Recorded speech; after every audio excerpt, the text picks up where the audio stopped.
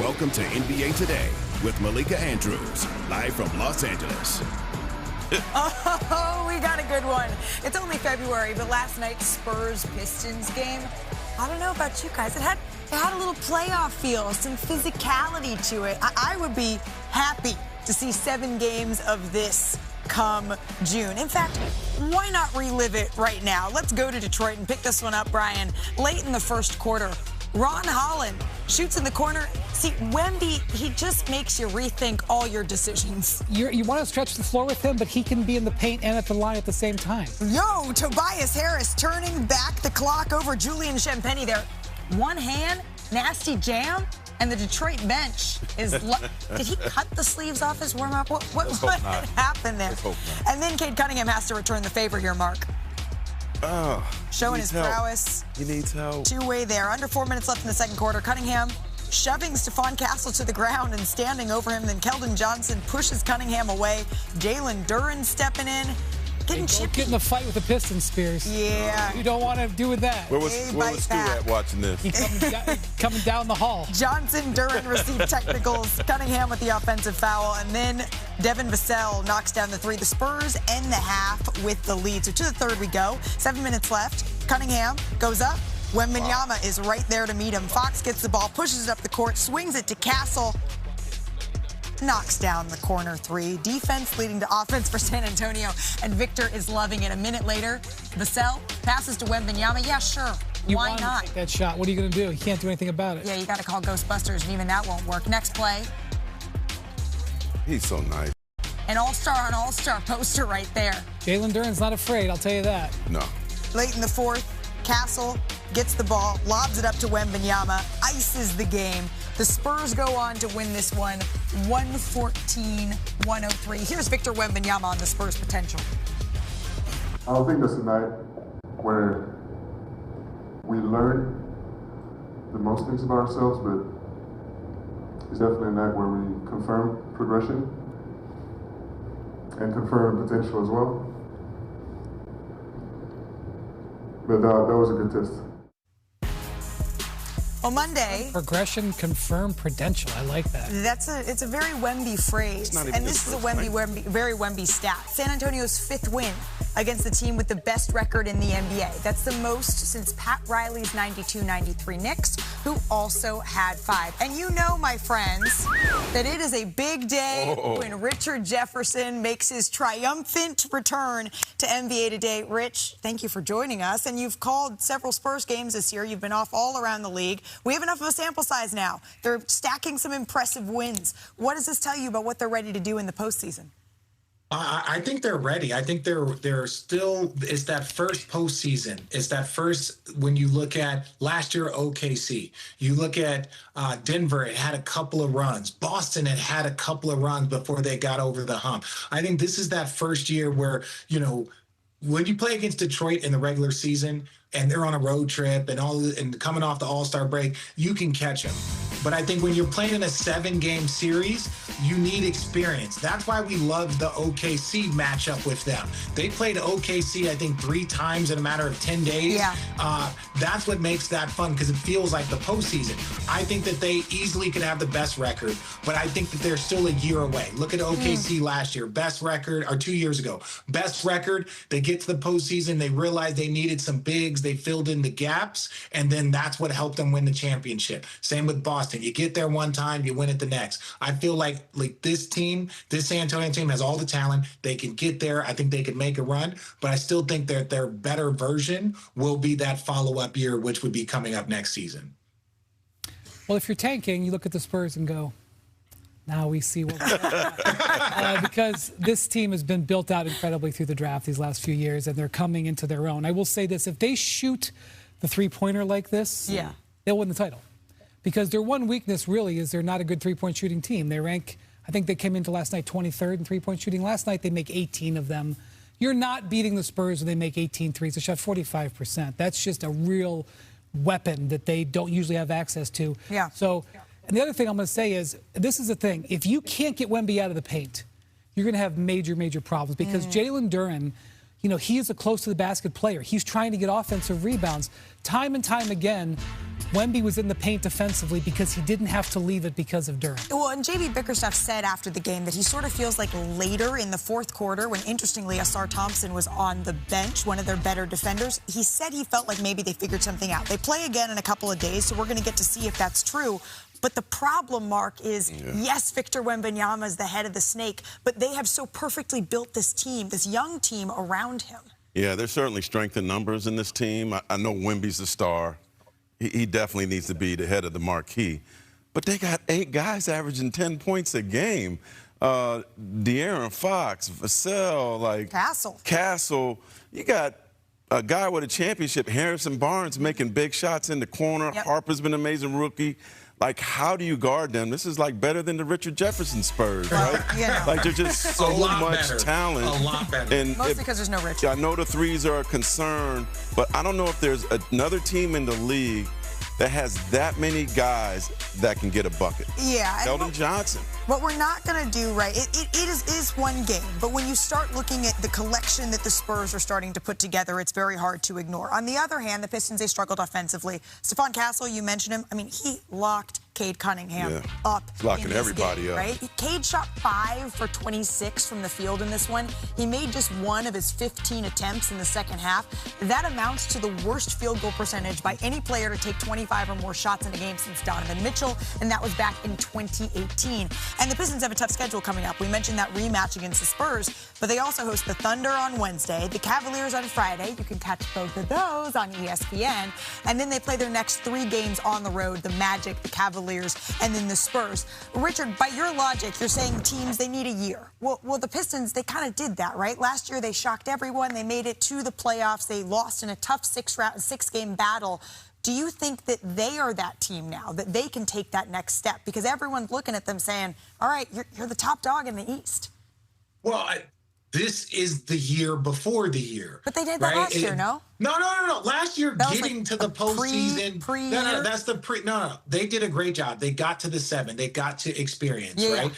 But that's still not a playoff run. That's not like, hey, we've done it. Kind of even you look at it's a taste. It's like, okay, we understand this. Now they showed up the next year and they jumped to number 1. Think when Golden State lost in 7 against the Clippers. Okay. And then the next year they started off and they were on top all year long, and that really started the dynasty. But that loss in 7 was them still figuring it out. I think that's what happened exactly with their loss to the Knicks. They could have easily won that Knicks series if not for a couple plays, couple possessions. So I look at the same way with the Pistons.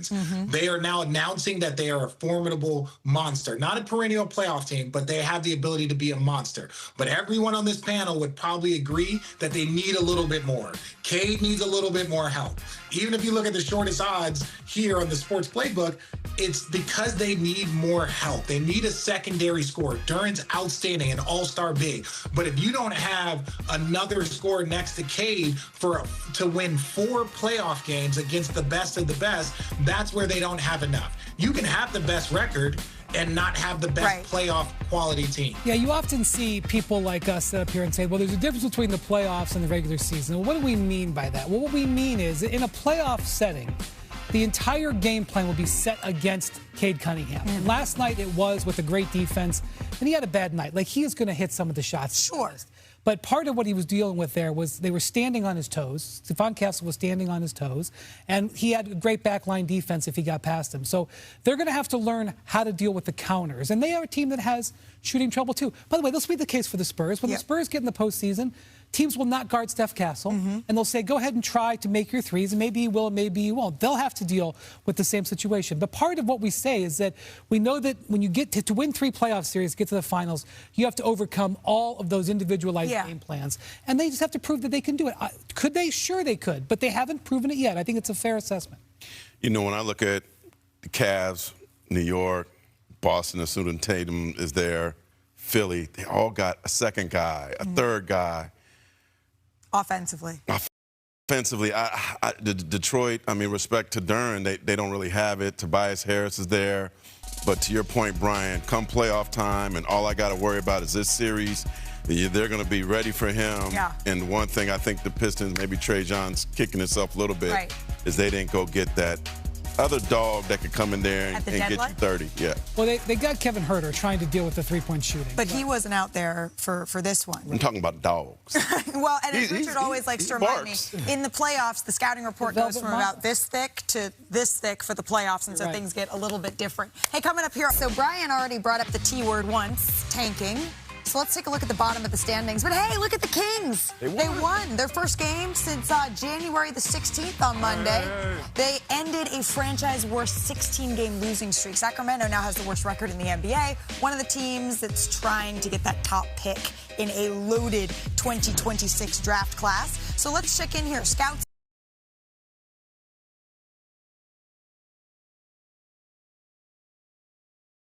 Definitely watching the projected top pick, Darryn Peterson. Last night, the Jayhawks took on the 5th-ranked Houston at the Fog here. We're going to pick this one up early. Peterson misses. Flemings gets the board. Going the other way. Watch him navigate through traffic here. Slices, dices, finishes with the jam. Flemings had 16 points. Houston up 7. And in the final seconds of the first half here, Kansas up 2. Peterson drives. Gets a nice little floater to go. Kansas enters the half up 4. And then a little over 3 minutes left here. Kansas up 13. Melvin Council Jr. finds Peterson in the corner. Peterson had 14 points in this one, and Kansas gets the win. And now we are joined by our senior college basketball writer, Myron Metcalf, who, by the way, is making his NBA Today debut. And recently, you spent a little bit of time, right, with Darryn Peterson for a piece that's live right now on ESPN.com. But Myron, Peterson's availability, it's been a huge storyline this season. From what you learned, how fair is the criticism that's surrounding him right now? Well, he says it's completely unfair. I mean, he said he's been a competitor his entire life. This is the first time this narrative has been something he's had to deal with. And he hears it all, but he doesn't think it really describes who he is as a player. At the same time, when you're a projected #1 pick, people want to see you out there playing, and he hasn't been consistent. I think that's why the frustration is coming out from Bill Self and others who are saying the time is now for you to prove who you are at the next level. Yeah, absolutely. And show scouts, show teams, show fans who you are now and who you can be at the next level. Let's hear from Darryn. He hasn't spoken a lot after games this season, but he did. This is what he had to say after last night's win. How do you go about keeping your own little bubble? I don't know. I've kind of been a antisocial loner my whole life, kind of, so I kind of just deal with it on my own. All right, Richard and Mark are going to join us here as well. Richard, you played 84 games right over your 3 seasons at Arizona. So from a player's perspective here, how much of this criticism feels warranted to you? Well, I think it's tough because the nature of basketball now is that he's a freshman. So there's things that he's navigating as a freshman. So we're like, we never see him play. It's like, this is a small sample size. I broke my foot in college. I missed 20 games. These things happen. I think some of the management, and I think a lot of times people are looking at, is it a load management? Is it his team is telling him, don't play unless you're 100%? Make sure that if you're still nursing back, you put yourself on a minute restriction. That happens in the NBA right now. It's like, hey, you're the #1 pick. The only place you can go is down. So let's make sure that you're playing at 100%, that you're able to go. And so that's one of the things that I think could be going into this calculation. But the last thing I'll say is this. The #1 pick in the NBA draft is a place that that person's supposed to be a franchise leader, a person you can build around. It's not just you're the ultra talented. It's are you marketable? Can you be the face of the franchise? Can you do so many things? And so if you start to see inconsistencies in someone, if you're the #3 pick, that's not the worst. If you're the #4 pick, is not the worst. Sure. But just to say that this has not impacted whether he is the #1 player in the draft, 100%, because everything goes into that calculation. Talent-wise, I can see him be the #1 pick, but talent isn't the only thing they evaluate. Yeah, and I'm sensitive to the fact that we're asking about the criticism that he's faced and whether or not it's warranted, and then saying, okay, well, these are maybe more criticisms that we have. But it's not us, right, that is the most important when we talk about this. Mark, it's the scouts, it's the executives, it's folks around the league. It's their opinion that determines where you go in the lottery. What are you hearing from the NBA side of things, how they're viewing Darryn Peterson here? Before I get to that, because they still love him. Okay. Ryan Bernardi, the coach of Prolific Prep, he allowed me to go into the film room with Darryn last year. Darryn sat in the front middle. He watched intently. He gave a great report on Kiyan Anthony. And then afterwards, I was able to interview him. He's a very introverted kid, doesn't like to talk a lot. I felt lucky to get the interview. He's very, very quiet. But he certainly was locked in and was a good leader to this team. And I heard that at the beginning of the season, he was having a lot of cramping issues, very tough cramps. He's also had the ankle injury. He's been sick.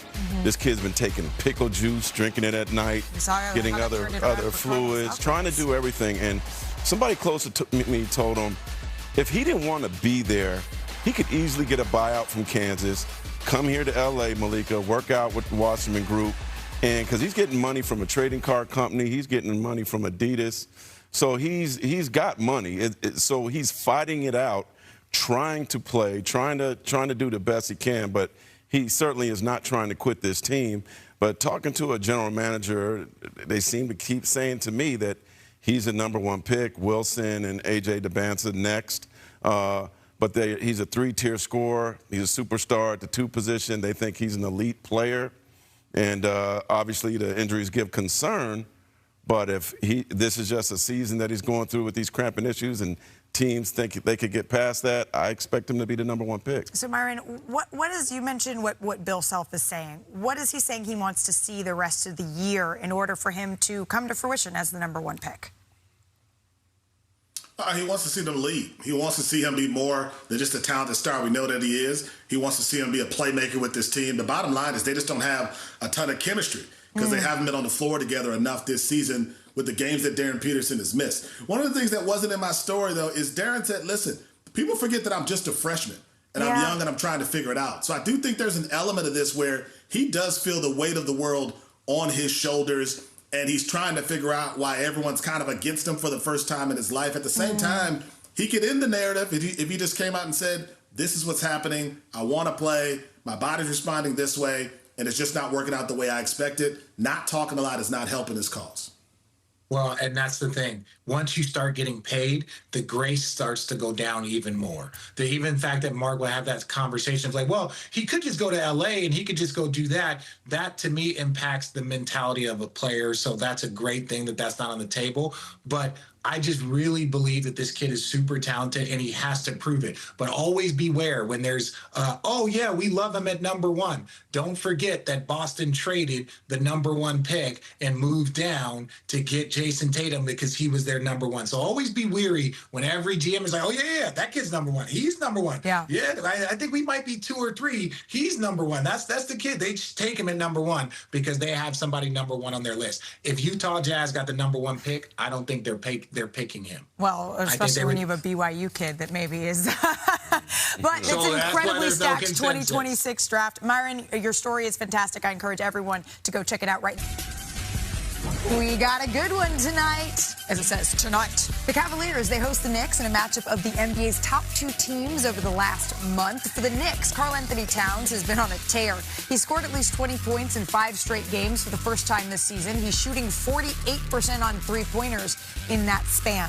As for the Cavaliers, 6-1 record. They lead the NBA in offensive efficiency since trading for Mr. James Harden. The 36-year-old, he's averaging nearly 19 points, 9 assists in 6 games for Cleveland. But will that be enough to get the Cavs the win? Because after sweeping the Knicks last season, the Cavaliers, they've lost both games against the Knicks this year. Both of those were at MSG, though. And the Cavaliers, they are at home tonight.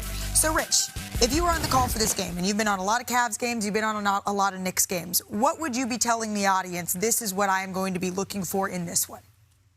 I would look for Cavs and how their continuity continues to increase. Okay. They have a tremendous amount of offense. And it's all coming together. But this is also a team that has struggled with playoff consistency. So now you're at a point where, okay, we bring in a superstar, but one of the things that James Harden has struggled with during his Hall of Fame career is consistency at the highest moments. So you have an inconsistent playoff-proven team and I won't say inconsistent, but a superstar that hasn't had his best moments in certain spots. And when you combine that together, how are they going to mend? We talk about that second year. This first year, I think they can be good. But, like, ideally, they can build chemistry. They're going to play against a Knicks team that has been together, a Boston team that's been together. Like, so for the Cavs, how do they continue to build these last 25-plus games? Right, and you're looking at the #1 offense and the #1 defense since January 20th, going in a clash head-to-head of styles. How do you see James Harden faring in all of this, Mark? Well, I talked to Donovan Mitchell down the street after the All-Star game, and he said the big question is, like, everybody wonders how are we going to coexist. What a good thing about him and James Harden is they had a relationship before. He used to work out with James Harden and Chris Paul in his early years. They're also Adidas mates, so they've traveled across the world together. Yeah. And so far, as you look at these numbers, so good. I mean, yeah, James's scoring is down, but look at his field goal percentage. It's like close to 50. Look at that amazing three-point percentage. And, you know, Donovan Mitchell's like, look, we don't need any divas. We're not divas together. I just want to play with another star for the first time in his career, so he's excited. Obviously, James not a diva by the way he's shooting.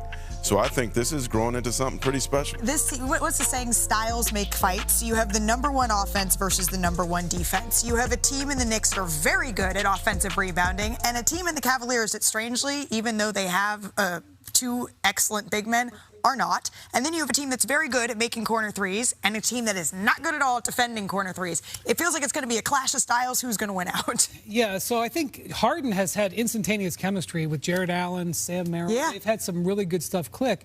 But, you know, it's not just Harden. They're playing 10 guys right now, and 3 of them are brand new. Yeah. They traded for Dennis Schroeder and Keon Ellis, too. That's kind of what Rich was saying. 30% of your rotation is brand new. So they're having a lot of you know, time where they just need to get in the work together and figure out what the lineups are. And even Evan Mobley, he's back from injury, but he's on a minute restriction. So they're really, in my view, they're kind of like in November. Like, they're still like in the November mentality. They're going to have to rush it. But that said, they have been playing terrifically, even though they haven't played their best basketball. And, yeah, they lost. 12:30 tips. Weird stuff happens. The wild OKC nightlife gets to you. They were down 28-5, and then they pretty much won the rest of the game by 15. I know it doesn't matter; it's still a loss. But like even that game, they took some positives out of it. So they have a tough week this week. Oklahoma City on Sunday. Tonight they obviously have the Knicks, and then Friday they have the game in Detroit. Right. So we're going to learn a lot about the Cavs. But more than anything, I think the Cavs are going to learn a lot about themselves as we go through this week. Yeah, you're saying the Cavaliers, they can't, as the kids say, act brand new, even though they are a brand new team. On the Knicks side of all of this, Richard, I mentioned the numbers for Karl-Anthony Towns. He really offensively everything has been clicking as of late. What do you want to see from him in this matchup when you do have those twin towers on the other side? Well, that's what makes him unique. He's a stretch 5, so he's going to bring them around the basket. And what I think is Mike Brown told us a long time ago when he first took over that Karl-Anthony Towns was going to have a progression. In their offense, the 1 through 4 is kind of a set, and then the 5 is a different offensive kind of mindset. So he's like, I'm trying to teach him all this. And Karl-Anthony Towns, in my opinion, that's why we're seeing his numbers pick up now. He feels more comfortable. Like, he's only shooting 37% from 3. He's normally around 40 plus. But in February, he's right at 39%. So it's like, okay, now he's starting to track and look more comfortable. So I want to see them consistently build on that. Then I just want to see that matchup versus the Twin Towers. Defensive Player of the Year, All NBA. That's what I want to see. How do you go up against those 2 trees? Speaking of, why sources tell our Katie Barnes that the league has generated enough money to trigger revenue sharing with its players, essentially giving players a bonus. Now, moving forward, the Players Association, they want that revenue share to be tied with players' salaries. And remember, this comes as a crucial time. Our Alexa Philippou reports that the league has informed the union that an agreement needs to be reached by March 10th. And Alexa Philippou joins us now. Alexa, I feel like I've said over and over again over the last couple of months that there is a deadline that the WNBA and the Players Association need to come to an agreement. So is March 10th truly this time a real deadline? Malika, I guess you could call it a deadline of sorts. The players were told in that meeting yesterday that if a term sheet is not completed by March 10th, then the most likely outcome is that the season will be impacted. Now, a source close to the players told me today that this was not taken well by the players when they heard this, that especially after the league took 6 weeks to respond to a union proposal at the beginning of the year, it just did not go over well, and that the players see this as an attempt for the league to pressure them into taking a deal they are not comfortable with. Now, the league, on the other hand, they've continued to stand by their proposal as a win for the players, and sources tell me the league sees this March 10th date as simply reality of this is what we need. We need this amount of time for off-season activity to get done. You have an expansion draft that still needs to be held. You have all but 2 league veterans hitting free agency. Right.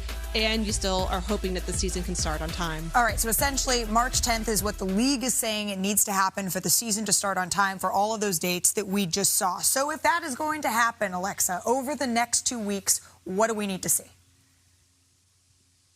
Well, 3 things really come to mind. First, trying to figure out what this revenue share component will look like in the new collective bargaining agreement. Both sides still are disagreeing on what revenue sharing should look like in the new CBA, and also what actual percentage of revenue the players would get in this next agreement.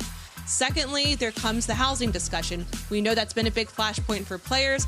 It appears now, based off the proposals the league has sent back to the union, that teams will provide housing in some capacity in this next agreement. The exact details, though, still need to be hammered out.